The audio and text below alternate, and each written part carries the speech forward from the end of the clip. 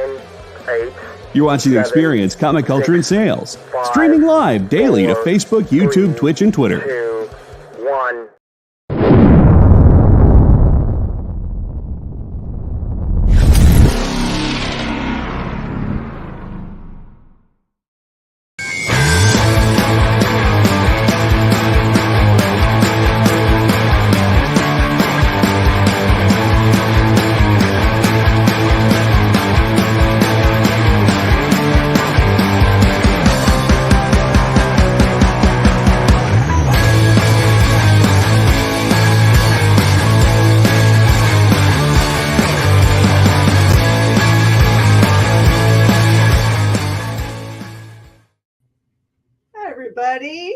It's time for a minute to skim it.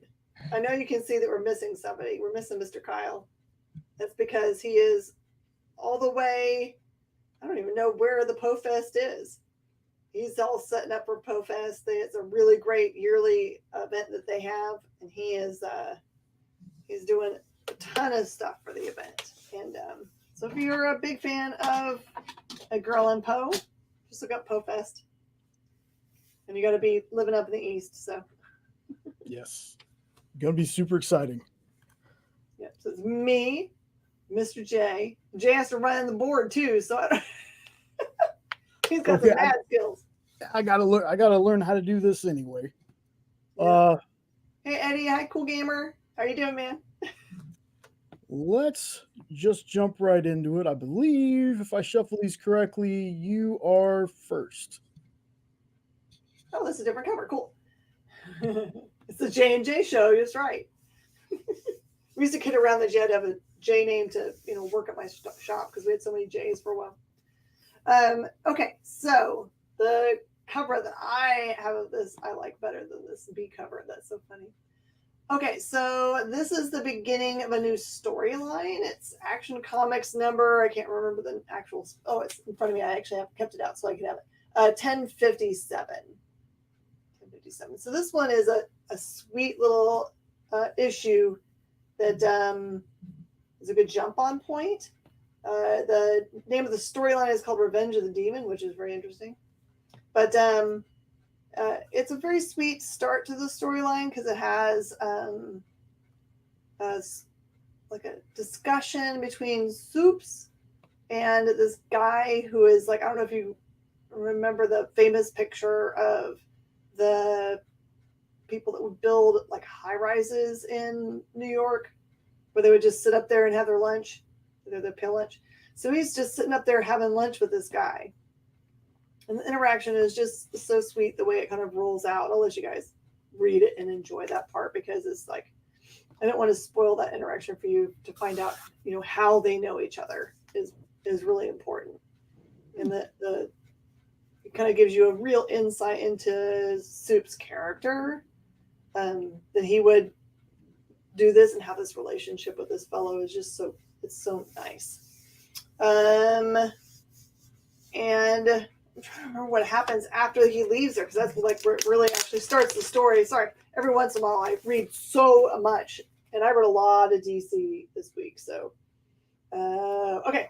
And then he goes to work like a normal guy would, because he's just out at lunch, and he is going to work as Clark Kent, of course. And so it looks like a normal day. He gets asked about things he's working on, but then he gets told that there is an interview that he's been requested to do. And it sounds like whoever this person is that he's interviewing is some high-powered something or other. And so they ask him if he's going to be nervous about it, and he went to the people in the room. And he's like, no, I can do this. But I guess the person is maybe the head of an organization that has been seen as maybe almost terrorist in its leanings. It's called the Blue something, and I can't remember its actual name, but it's not important. But the interaction here is the important part. And it gets real serious real fast. So it does everything that I want in a storyline, which is giving me lots of good character development. Get to know Soups better and his interaction with other people. But then you get to see what everybody else loves about Superman, which is something go crazy and him have to fight. So for all you friends that love good soups battles, you will not be disappointed. And this actually, I didn't read the 2 backup stories. There's 2 other stories in here. It's Lois and Clark 2 by Jurgens, and Visaggio does a super does story in there. So I felt like it was worth every penny just for the opening story, but I'm sure it's extra awesome if you read the other cool stuff too. Nice. What's going on, Triple B? Ooh. All right. Ooh. I think after a few of my books, people are going to see a pattern. Uh-oh. My list is very Dynamite heavy this week because I got to pick my books, and Dynamite had some of the best books on the list this week. Awesome. 007, this just continues to be hands down just one of the best books that Dynamite does. And that's not a knock on any of the other books. That just tells you how good this book is to me. Been reading this one since the very first arc that was a number 1, and then they started this one back at number 1. This one just, it starts off at 100, and it doesn't let up. It doesn't let up. There is just Game of Thrones level betrayal and unaliving just out of nowhere. Sorry. Bless you.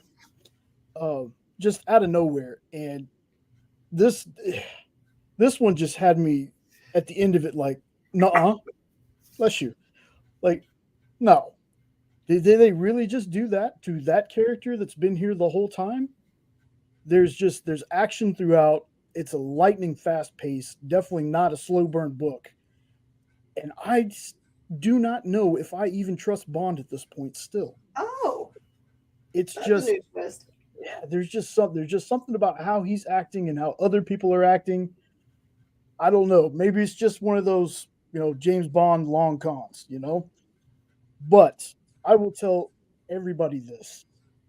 Philip Kennedy Johnson is making magic with this, and everyone should be reading this one. Fantastic book. Fantastic.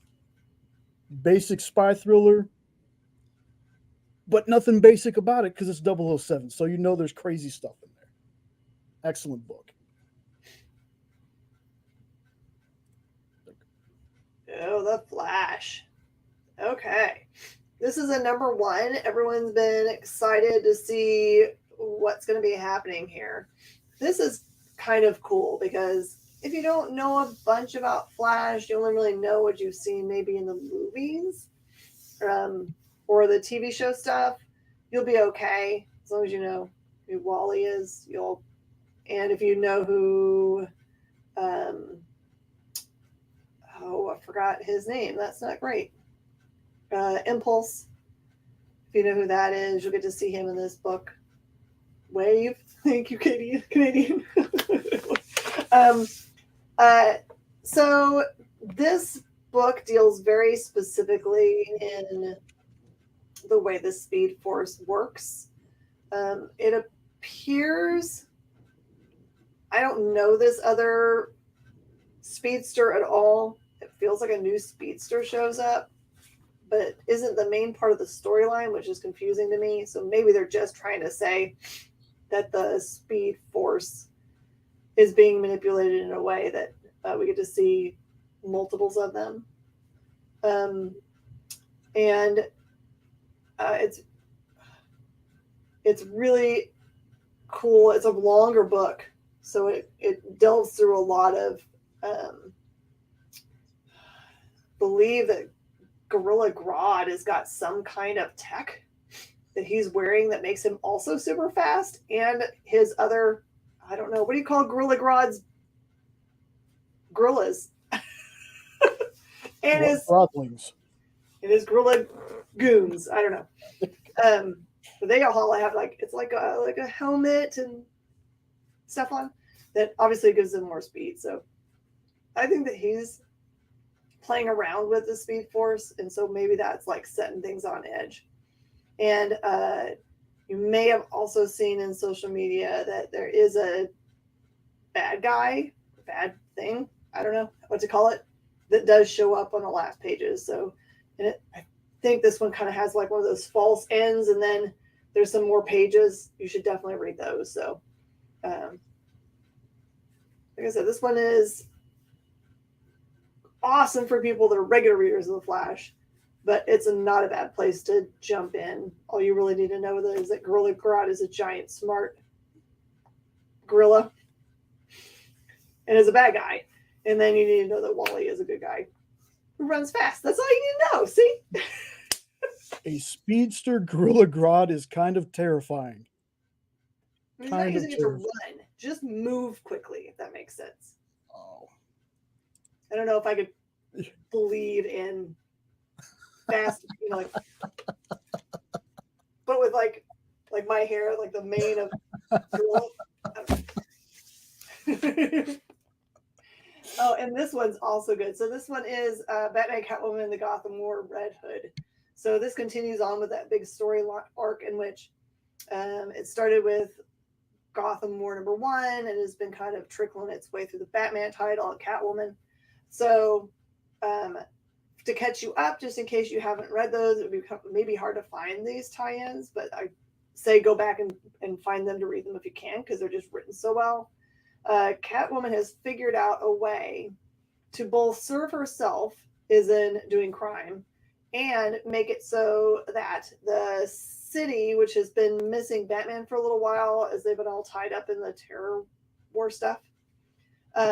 So she has, in his absence, been training previous bad guys, like real bad guys, how to do just petty crime, like breaking into houses or, doing stuff that's not likely to result in like real big crime, damaging murder stuff, right? And so in this vacuum of power that she's found. So now the other bad guys don't like this because all their henchmen are now working for her. Essentially, she's taken over the city. And it's actually in a world without a temporary world without Batman, it's meant like a 75% reduction in major crime. There's small crime, petty crime happening all the time, and it still feeds the machine. But I don't know, it's kind of interesting. But this is Red Hood entering into this world and trying to kind of exert his power in the middle of her doing her thing. And I don't know if he should have done that. She scolds him. This is Jason. So just scold Jason. And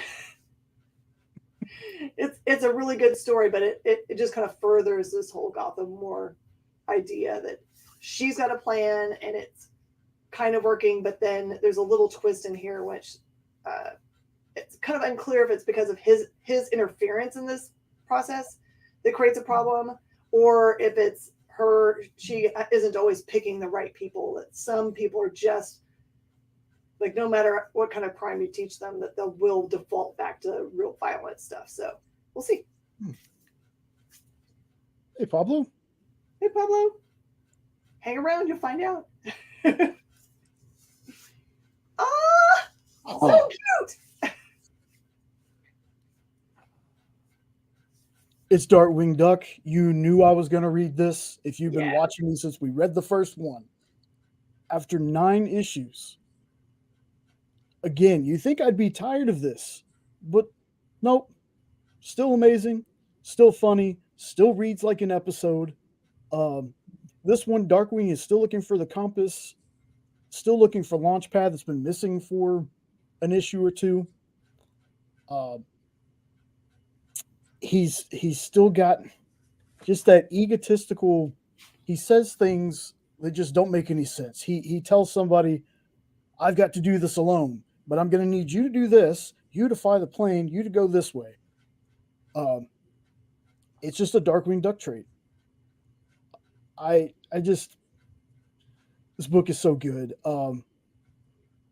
We get a few more cameos because we're going to build out to that Justice Ducks, which I'm really excited for. Really excited to get my hands on that when that comes out.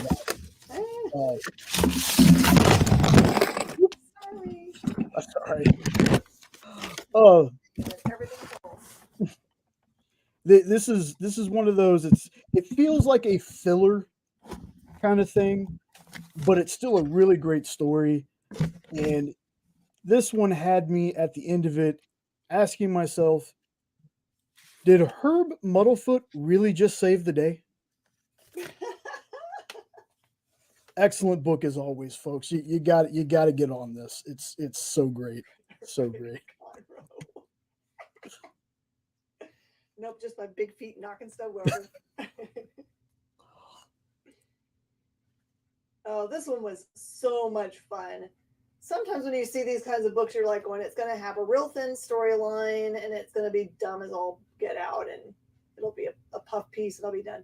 But this one is really great. I should have known. It has the name Band of Bards on it, that it's going to be better thought out than that. So, okay, the setup for this is Grandma Tilly that's there on the front. She's a gamer. She's a serious gamer. And she has sat down to do a run against on her favorite game and comes against a big boss and accidentally breaks her last controller. Crisis! So she's got to get another controller. So she contacts, wait till you see this gaming place that she contacts. The character that runs it is hilarious and the interaction is just like, surely this place actually exists. That someone actually looks like this and sounds like this that is based on. But anyway, she needs to go pick up another controller from this gaming place and orders what it amounts to an Uber there. And that's part of the story that's hilarious. Like what they call the Uber service and how you call it and all that stuff is pretty funny. But what shows up and crash lands near her front door isn't actually the Uber she called for, but instead looks like a demon-possessed spaceship that she then goes and enters and drives around thinking that it's just a new special kind of Uber that's voice commanded. It's so funny. It's funny and hilarious, and I love Grandma Tilly. I hope someone out there has a Grandma Tilly that is an awesome gamer and will go through anything to play more. It sounds like a Monty Python skit. Yeah, maybe. Awesome. Oh, so excited about this. Okay. You know all those times that they've had big books that lead up to a giant wedding and you're like, they get you all excited, and then they don't really do it and you're like super PO'd because you ordered every variant and you're like, ugh, anger. That's not this one. This one actually got set up really well in the last X-Men. I think it was X-Men 26. So you should go hunt that down because it actually will help this one make a lot more sense. So here's the deal. This is a world post-Krakoa where Orcus has basically gotten almost all the mutants off of the planet by strong-arming Prof X. I know that sounds like something that can't happen, but you should read Hellfire Gala. It will blow your mind. But in this part, we're moved past that into which Orcus is kind of like in control of a lot of things, still hunting down mutants and in their power, they're in a power position. And as part of that, there's this character, I don't know if I can remember this guy's name.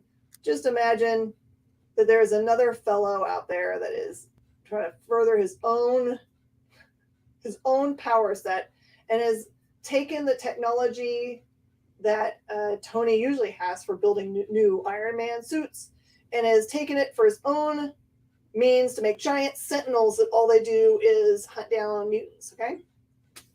So Tony is trying to kind of like befriend him, fake him out to try to, because since it can't come the direct method, since he doesn't have any access to his own technology and all those things anymore, so he has to kind of like be sneaky now.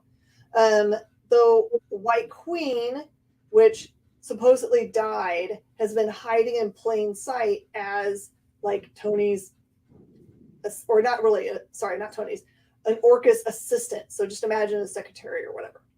So in X-Men 26, they got caught talking to each other behind the scenes because Tony knows who she is and she's working with Tony. So they get caught by this guy who has all the technology who are trying to fool.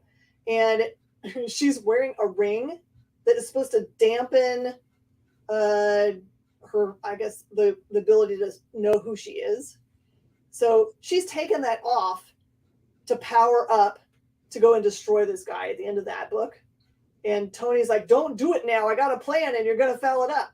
So he's on the ground handing her the ring when this bad guy walks in the room. So what does he have to do? He has to ask her to marry him, which answers the age-old question, what fool would ever willingly marry the White Queen? So that's where this book starts off. So I haven't spoiled a single daggum thing for you. I've only set up what this book is. And I promise you, there's a wedding.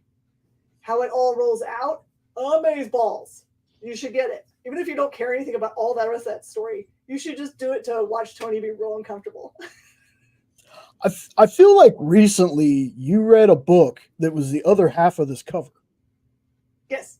That was Okay. it. That was the X-Men 26, I think. There we go. Okay. Very nice. Let's see what we got. Again, rolling with the dynamite train. Had to. Elvira, my goodness. This book is so meta, fourth wall breaking, funny, and I love it. We've actually completely sold out of every single issue of this book. Good. We usually don't sell any Elvira, so this is that good. That should tell you how great this book is. Amazing. The start of this is basically a young, not Elvira, but it looks like Cassandra Peterson. Ooh. Playing with like some monster dolls and telling her backstory, and then Elvira rips through the page and she's like, nope, we're not doing this, and goes to the writer and is like, hey, the writer of the book is like, no, we're not doing this flashback stuff in this story. That part alone was just hysterical to me. Vlad the Impaler is still in this book collecting different. He was at first just collecting different vampires from movies. Now it feels like, as you can see on the cover, he's just collecting movie monsters. But Elvira ends up getting some help from not legally the heroes they look like, but you can pretty much tell who they're based off of heroes. And some ones that are actually who they're supposed to be that I won't spoil for you. I thought that was really cool. I tell you what, this one is just, it's great art. It's so fun. I hope when this arc is finished, Dynamite just has more plans for Elvira. Run this into the ground until I don't like it. I don't see that happening, though. If you're an Elvira fan, if you're a Cassandra Peterson fan, when you read this, you hear her voice, you see all her little quirks that she does. Just a fantastic book. Like, Dynamite really nailed it with this one. I think what we're seeing, since we're reading so much more Dynamite, is that Dynamite has gotten this weird rap that it's only about the covers because they make so many great covers for things, and people forget to read the book, right? They just collect the book and no one ever cracks them. And that what we're seeing is that there's a reason why there's more than one Red Sonja title. It's because all those Red Sonja title books are really great, and that there are a ton of really great books that they're putting out that I think if people would actually read them instead of just buy all 20 covers and put them away, that they would probably be able to tell their friends, you should get these books because they're also amazing reads. Yes, 100% agree with that. It's just amazing. I'd go on and on the rest of the show about this one, but let's get on to the next one. You knew I was going to read this one. So Penguin is continuing on his really just brutal behind the scenes takeover, because in issue 0, Penguin actually is dead. People believe he's gone, dead, retired, something. And this is him in the 0, 1, and now 2. Kind of, he's got a plan that he's working on behind the scenes. It doesn't require him to be out in front and in power because he works really well just exerting his control from behind the scenes. And this one is completely his interaction with this fellow who he's standing in front of. Now, I'm not 100% certain who that character is. I don't think they ever even say his name in the book. We'll just assume he's uber bad. So because he knows fencing and he runs 30 miles a day, and I don't know. Whatever he is, he's like a real physical bad guy. And Penguin shows up at the beginning of the book and says, what are you doing being retired? This isn't you. And that's a theme that happens multiple times in the book. He repeats that phrase, this isn't you. And he asks him, I want you to do something for me. There's a task I want you to do. And this guy kind of laughs at him and is like, I don't know why you even have the right to talk to me. And the way that Penguin gets back at him and gets what he wants is, I don't know if you've ever seen a body count the way that this happens done by one person. It continues to make me think for years and years that I've misunderstood Penguin as being kind of like the Danny DeVito portrayal of kind of buffoon silliness, even though he was pretty dark. This is next level. I hope they actually do movies. Like maybe I kind of am hoping for this kind of Penguin for the Batman or whatever. But yeah, if they ever have this guy on the screen, they're going to have to rated R those movies for sure.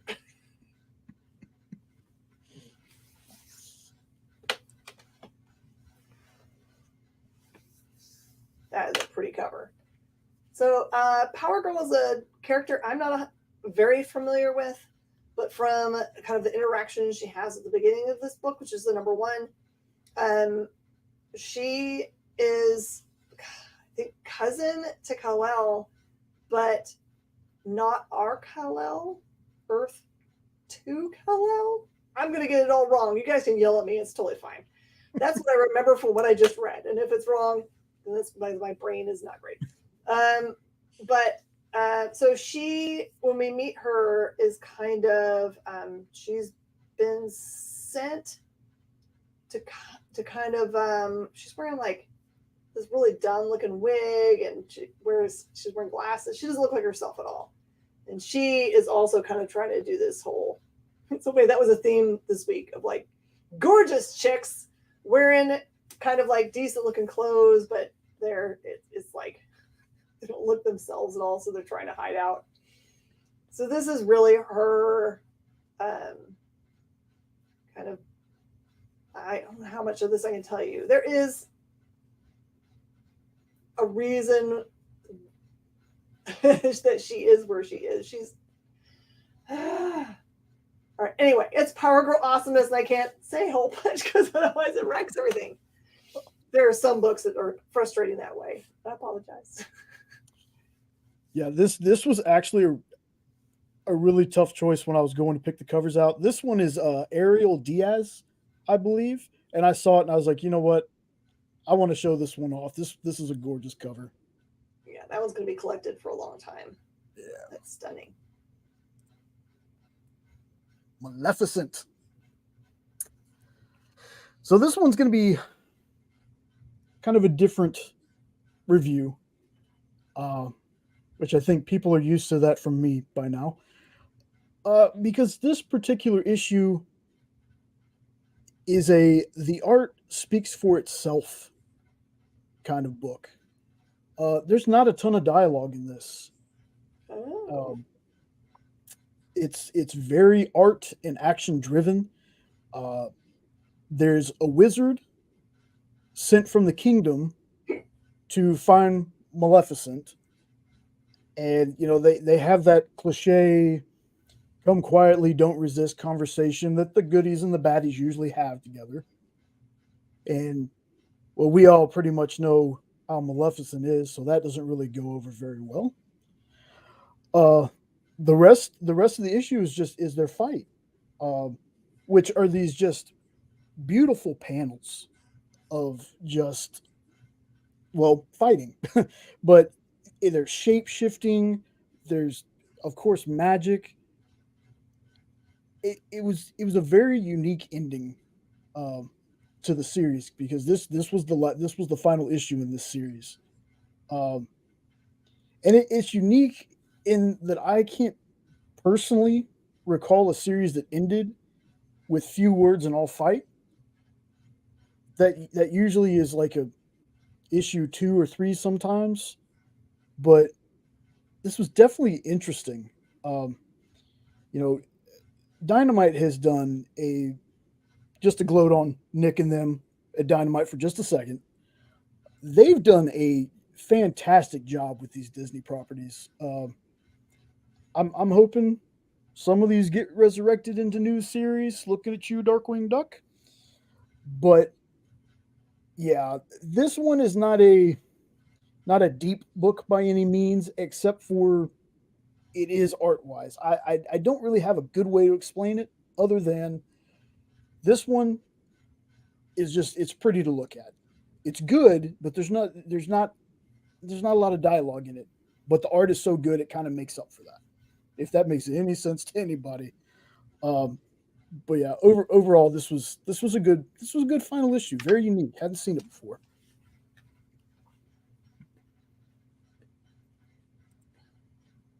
Sainted Love. Don't read this with your kids around. It's got some nudity more than once. So this book takes place, I think it starts out in 1900 something. It's old fashioned. The kind of sandy haired guy there that's real big, he's actually a boxer who has a female trainer or coach. And then the other fellow there is a scientist. And the story is a little bit about them individually. But they're, of course, a couple, but they have to be a couple in secret. So they experience someone like breaks into their house. And so the scientist has built what he has described as some kind of time something. And so he runs and jumps through this. It looks like a big mirror. He runs and jumps through that. And then following after him, after a little bit, goes the boxer. And because of the difference in time in which they enter that time travel device, it's really on the other side where they end up a long time in between. So it's described as like a science fiction love story, and that's pretty accurate, but also it is pretty in your face adult interaction. So think the Money Shot book that also puts out, which has a lot of people with people that you get to see, and with aliens and stuff. That ain't secret. You're right. So yes, it just know what you're getting into. It's not safe for work. It's by Steve Orlando, who is going to be on my eBay live at New York Comic Con. So tune in. Awesome. Oh yeah, this is awesome. Okay, so I'm not 100% certain, but I think these 3 stories for Nottingham, Hunt, Kill, Repeat, and Battle Cats are new. That they're not stuff from the original books. I will tell you a fun story. Battle Cats is the first real big title that Mad Cave had out. And for every time I saw them at any event, they would say, "You should carry our books." And I'd be like, "Psh, all you have is some Thundercats copycat book, and it would never sell here." And I'm usually a positive person. I don't know why I said that. That was dumb. But anyway, I eventually said, "Okay, why don't you guys send me with a bunch of stuff to the store? I'll make an end cap and give it every opportunity. I'll point at people and tell them to read it and stuff, and we'll see who's right. And I was, of course, very wrong, and people bought bunches of Battle Cats. So that is the first story, and this one deals with 3 of our main Battle Cats. They're young, that are they've heard about it was essentially heaven, so they all worship a cat god. So they are going to see where that, because someone told them where it is physically, so they go and actually go try to find that place. So you get to see what the kind of culture is like in regard to that, and you get to see them do real battling, which is awesome. Hunt, Kill, Repeat is a good look at that series for you.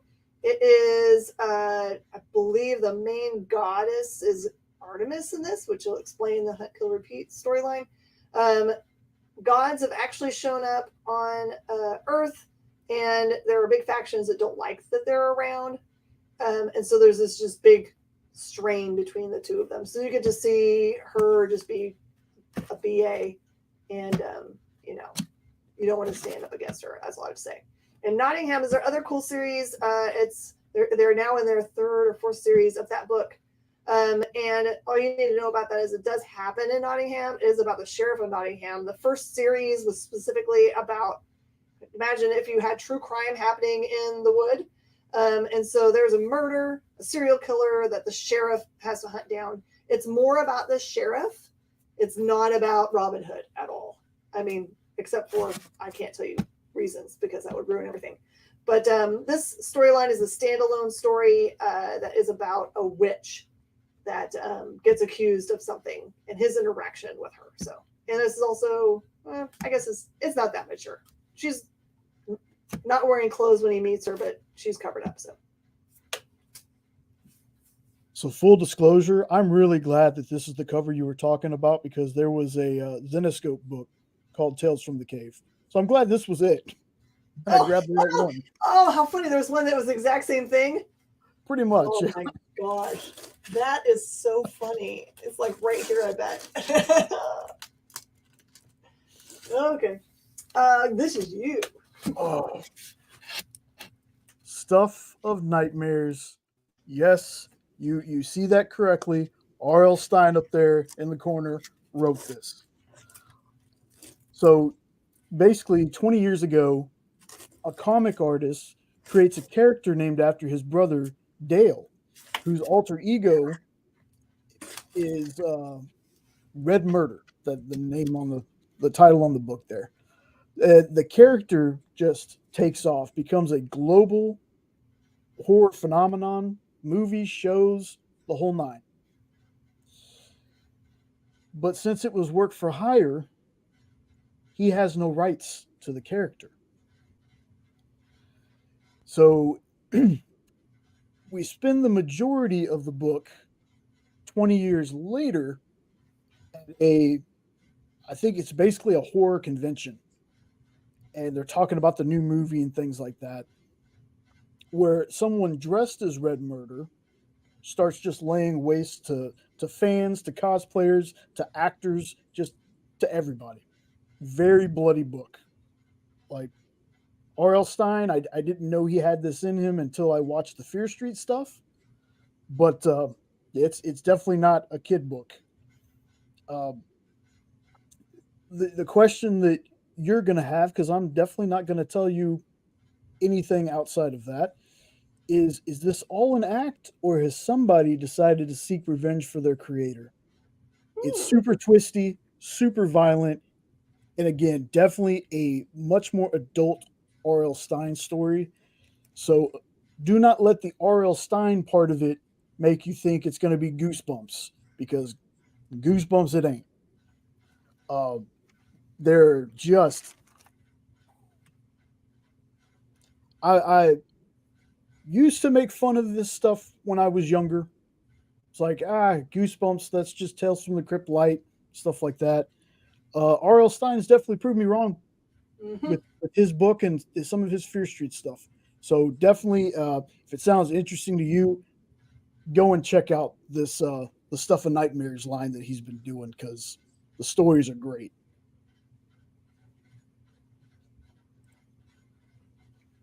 Ultimate Invasion. Fun fact, Marvel was nice enough to kind of give us a heads up so that we could buy more copies of this book because they were saying that,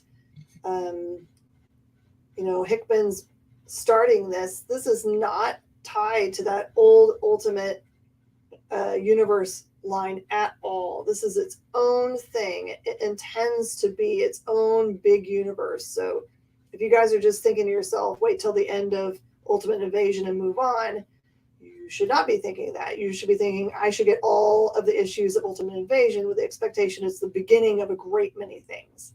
And that's what this is. So all you need to know is that the main character pulls in this book have been the Maker, which is a far future Reed who is really smart, but also very, very evil and only really about himself, who is set on making a second, I forgot, it's a something engine that allows him to have manipulation over space, time, it essentially will allow him to make many multiples of himself, which he already does, and move through space-time, which he already does, but to even greater effect, which is so terrifying.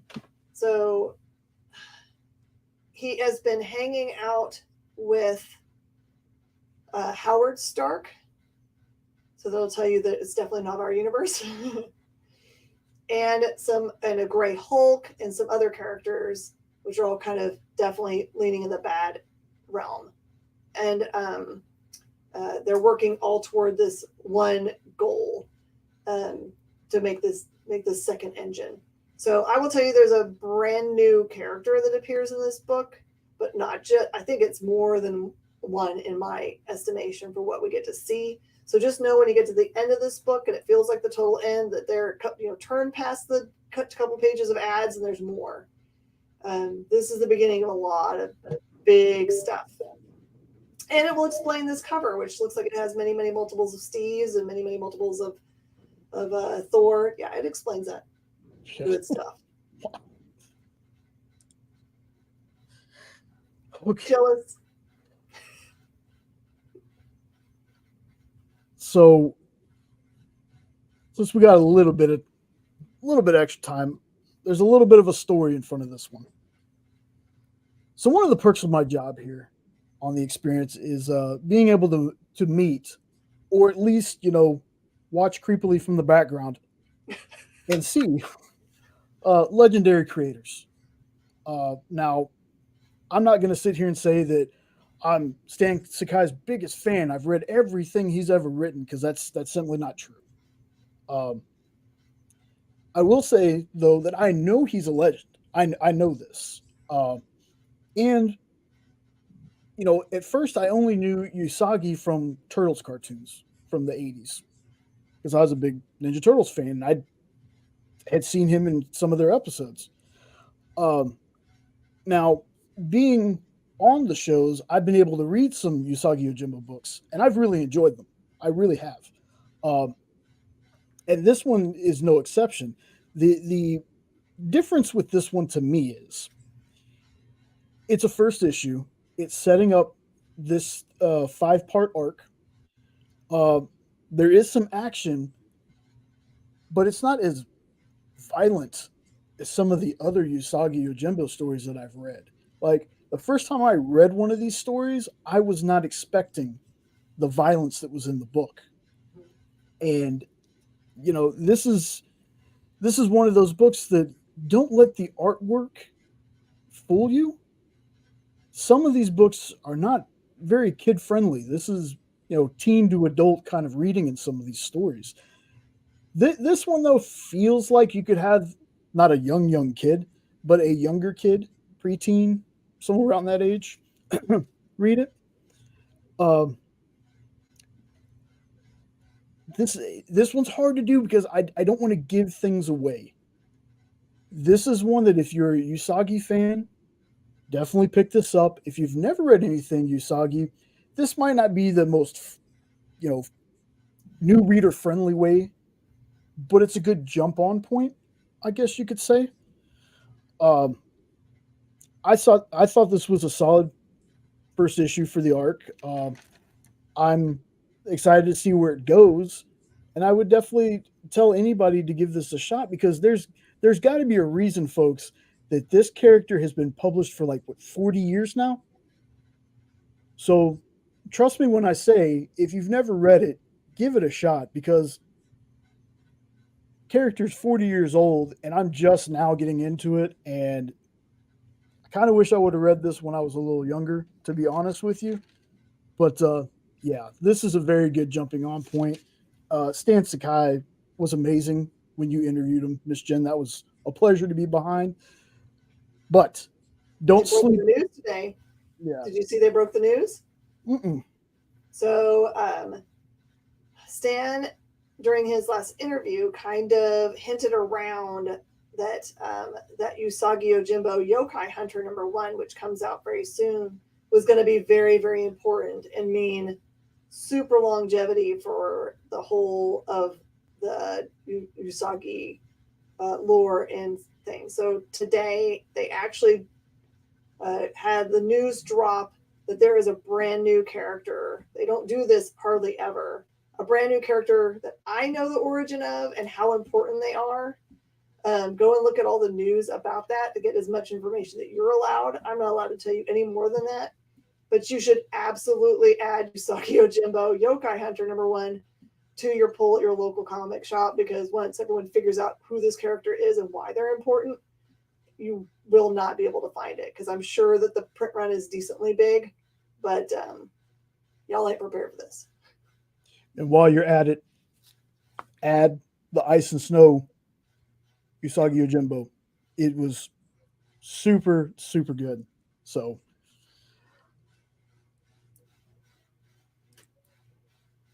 Void Rivals, here's where it gets starting to get real, real good. #4 here has a great twist in it. I know what you guys are thinking. You're thinking that, oh, the twist, of course, has to be about Transformers. But no, it does not have to be about Transformers. They've meant this Void Rivals title to be its own thing, right? Yes, the spoiler about #1 was that it was tied to the Transformers universe. But this is primarily about those two characters that show up in #1, crash landed on the planet and have to work together to survive, and have recently in issue 3 ended up back in the space of one of their planets, even though they are two very warring, long time hating each other peoples, and they're supposed to never have seen each other's faces. They're both kind of beings that wear helmets almost all the time, as you can see there. That's one of their leaders. And so you get to see what happens once they get to the planet. Is there any, like, we're going to be all nicey while we need each other, but then we're going to turn on each other, and how that whole thing turns out, and the giant twist in the last couple pages that are specifically about these characters is going to blow your mind. If you haven't jumped onto Void Rivals yet, you're only 4 issues in. You guys surely should be able to go find this, because I know they have a second print of #1 either out with this one or already is out. So you should be able to get a set together. It's just wait till you guys see what else is going to happen in all these tied universe stuff. So my question for you is the triangle his head, and that's like a neckline, or is that a visor and the triangle is just part of the top of it? I think that's part of his helmet. Gotcha. Okay. It's a cool looking design, though.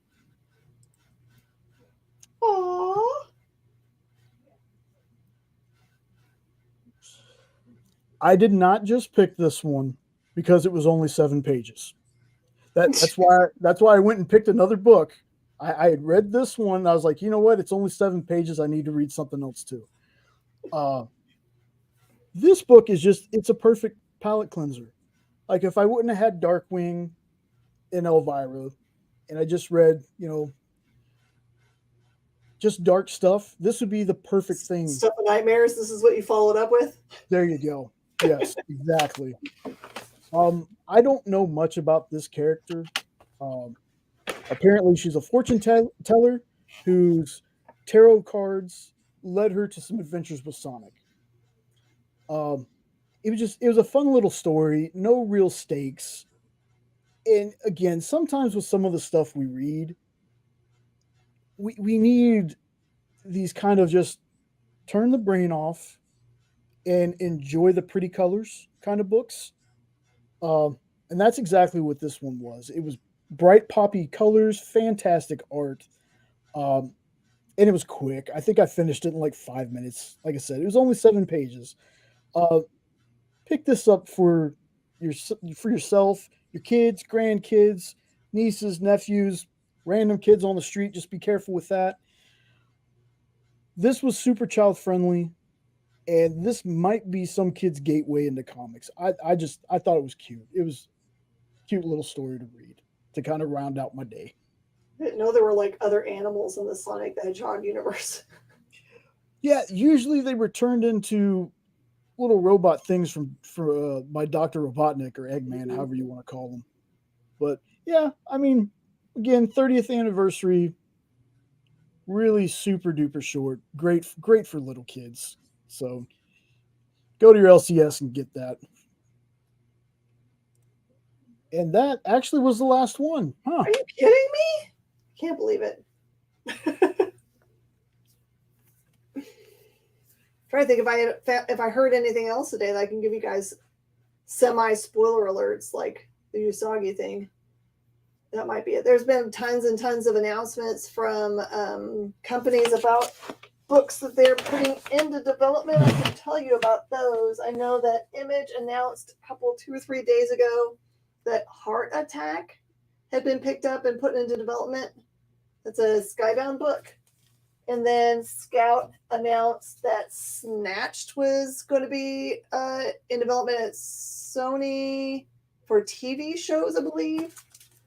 And they just announced that Night of the Cadillacs, which is another one of their titles, also is in active development, not like someone optioned it. I think that most of their stuff, the companies they're working with won't allow them to announce anything until they're actually like shooting stuff. It's not like an option. It's this is going to happen stuff. So, and their stuff is that they've announced all has kind of like happened, except for I think the mall still is kind of like figuring itself out. But the Demon Tales, that one about the sharks that actually was in the movie theaters like a couple months ago, that actually happened. And so they do have forward motion. So those are the ones I know you might see at a movie theater or a TV near you soon. Well, okay, let me try to do the Kyle thing that he usually does near the end of the show. If you're traveling and you don't know where any comic shops are in the location which you will be traveling to, check out comicshoplocator.com. Enter the zip code, not the area code like sometimes Kyle says, but the zip code of the area you're going to be in. Right now, Kyle is in Baltimore, Maryland. There you go, Baltimore. Gonna be doing PoFest here pretty soon. He's getting it set up right now. I can guarantee you, before he even left, he used Comic Shop Locator to find some comic shops around that area. But you should also go visit your LCS, open a pull list, or just shop. Spend $5 with them. LCSs are great places, especially for people like me who are very socially anxiety. It's weird to see myself on camera sometimes, knowing that I freak out very easily. But your LCS is a safe place for you to be. Stop by there, say hi to them, grab some stuff, spend some money, support them when you can. Great message. Thank you guys so much for joining us for Minute to Skim It. And the experience doesn't grow without y'all. Thank you guys for showing up and letting us, giving us some feedback to know that we're doing a good job. Also, figure out some friends of yours that you think might like this kind of programming. If they don't care about buying comic books, maybe they want to watch Dan's show where he goes through kind of like pop culture shows that are currently running and kind of gives you all the Easter egg stuff. If you like to look at every little detail about stuff, Dan's probably the smartest person I know, and he knows all those things. Those are great shows. He has a very soothing voice too. So even if you don't want to listen to him, if you just want to turn on his show, so that you just like feel it's very zen. I also recommend that. But yeah, it's we're having a lot of fun making cool programming like Batman Day for you guys and bringing you access to the top creators so you know what's going on and you can be the cool kid on your block. Thank you guys so much for being here. We're going to see you guys next time. Bye.